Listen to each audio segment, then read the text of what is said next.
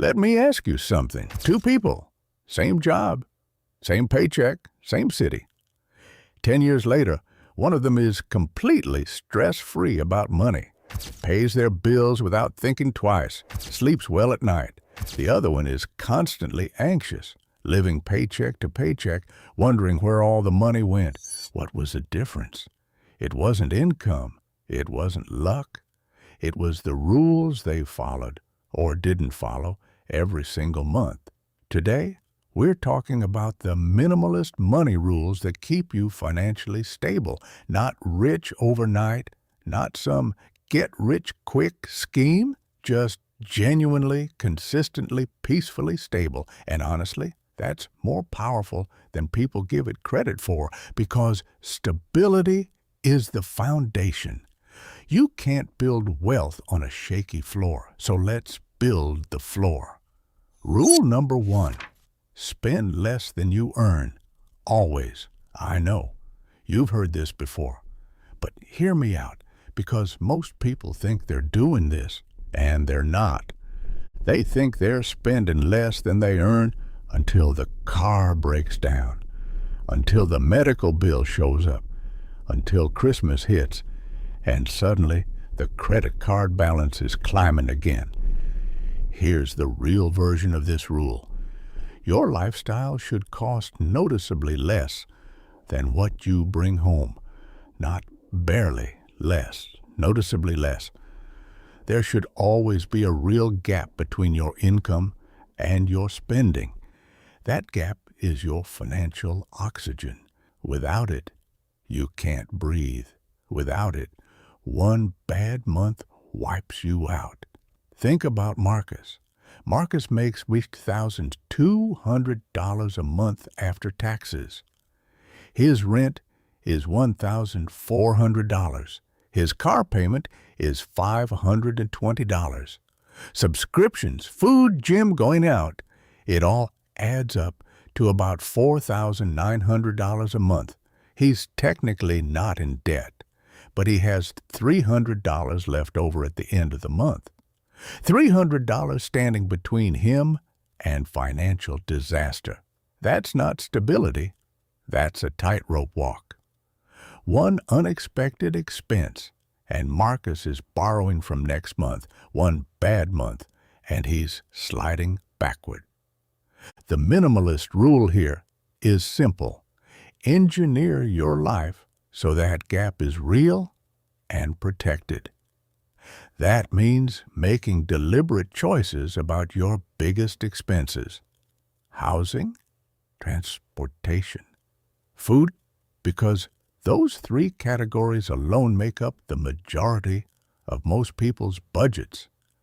Get those under control and everything else becomes easier. Rule number 2, build a wall called your emergency fund. Before you invest a single dollar, before you think about stocks, real estate, or anything else, you need a wall between you and life.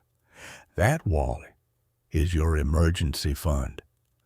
3 to 6 months of living expenses, sitting in a savings account, untouched, doing nothing except protecting you. This isn't a fun rule. It's not exciting. But let me tell you what it does. It means when your transmission blows up, you don't go into debt.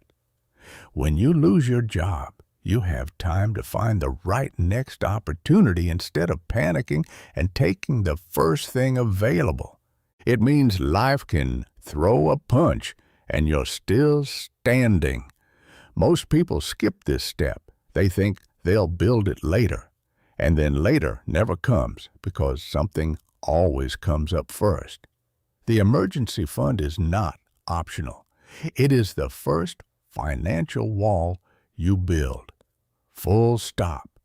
Here's how to think about it practically. If your monthly expenses are $3,500, you need somewhere between $10,500 and $21,000 set aside and protected. Start with $1,000 as your first target. Then build to 1 month, then 3, then 6, one step at a time. But start now. Rule number 3, know your number. Most people have no idea what their life actually costs. They have a vague feeling. They know roughly what their rent is. They know their car payment, but they couldn't tell you exactly how much money leaves their hands every single month. That vagueness is expensive. When you don't know your number, you can't make smart decisions. You don't know if you have room to invest. You don't know if you can afford to take a trip. You don't know if you're falling behind or pulling ahead. You're just guessing. And guessing with money is how people end up broke and surprised about it. Your number is the exact cost of your life per month. Every bill, every subscription, every grocery run, every coffee added up. Once you know your number, everything changes. You can look at your income and immediately know how much is available. You can make intentional decisions instead of emotional ones. This doesn't have to be complicated. A simple spreadsheet, even a notes app on your phone. Just know where the money is going, because you cannot manage what you cannot measure. Rule number 4, pay yourself first and automate it. Here's how most people who try to save money. They get paid, they pay their bills, they spend on whatever comes up, and then at the end of the month, they save whatever's left. You know what's usually left? Nothing. Because spending expands to fill whatever space is available. The minimalist money rule flips this completely. The moment your paycheck lands, a portion of it leaves automatically. Before you ever see it, before you ever touch it. It goes into savings or investments on day one. Then you live on what remains. This is called paying yourself first, and it is one of the most powerful financial habits that exist. When you automate it, you remove willpower from the equation entirely. You don't have to decide every month whether to save. It just happens. Whether you feel motivated or not, whether it was a good month or a tough one. The system saves for you. Even starting at 5% of your income is meaningful. On a $4,000 monthly paycheck, that's $200 a month. $200 automatically invested every single month for 20 years, growing at a reasonable market return. That becomes something real. That becomes life-changing money, and you never even felt it leave. Rule number 5, debt is a chain. Treat it like one. Not all debt is created equal. There is debt that costs you money, credit card debt, personal loans, high-interest car loans, and there is debt that can work for you, like a reasonable mortgage on an appreciating asset. The rule here is about the first kind, the kind that bleeds you every month. The average American credit card carries an interest rate somewhere around 20 to 24%. Think about what that means. If you have $5,000 in credit card debt at 22% interest, and you're only making minimum payments, you will pay thousands of dollars in interest over time. That's thousands of dollars that could have been building wealth. Instead, it's going straight to the bank. High-interest debt is the opposite of compound interest. Just like compound interest is money making babies while you sleep, working for you around the clock, high-interest debt is money dying while you sleep. Every night you carry that balance, it costs you. The minimalist approach is aggressive and simple. List every debt you have. Put the highest interest rate at the top. Attack it with everything you can while paying minimums on the rest. When it's gone, take that payment and hit the next one. This is called the debt avalanche, and mathematically, it saves you the most money. Every dollar of high-interest debt you eliminate is an instant guaranteed return because you're no longer paying 22% on it. No investment gives you a guaranteed 22% return. Eliminating that debt does. Rule number 6. Your income is not your wealth. This is the rule that most people get wrong, quietly, silently wrong, and it costs them everything. There are people earning $200,000 a year who are one missed paycheck away from financial collapse. There are people earning $65,000 a year who are quietly building real wealth. The difference is not the income. The difference is what they keep and what they put to work. Income is a flow. Wealth is what accumulates. If everything that flows in immediately flows back out, rent, car payments, subscriptions, dining, clothes, nothing accumulates.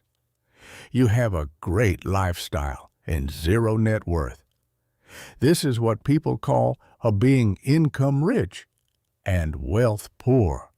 The minimalist money rule here is this: measure your progress not by what you earn, but by your net worth.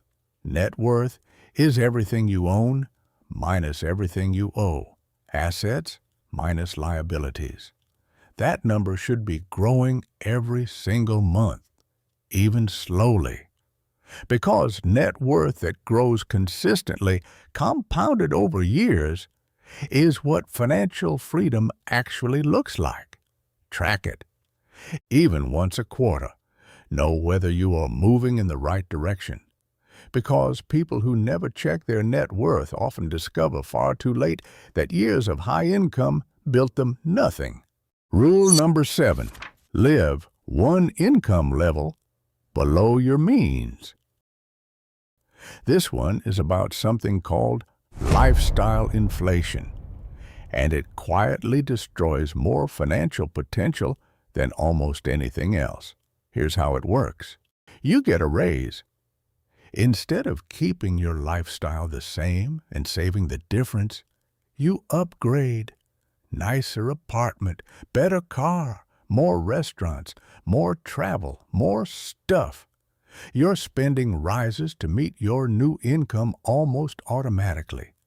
Then you get another raise, and it happens again.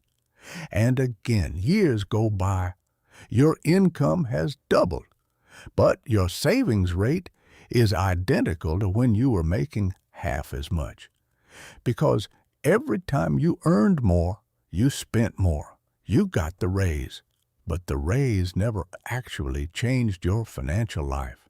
The people who build real wealth do something different.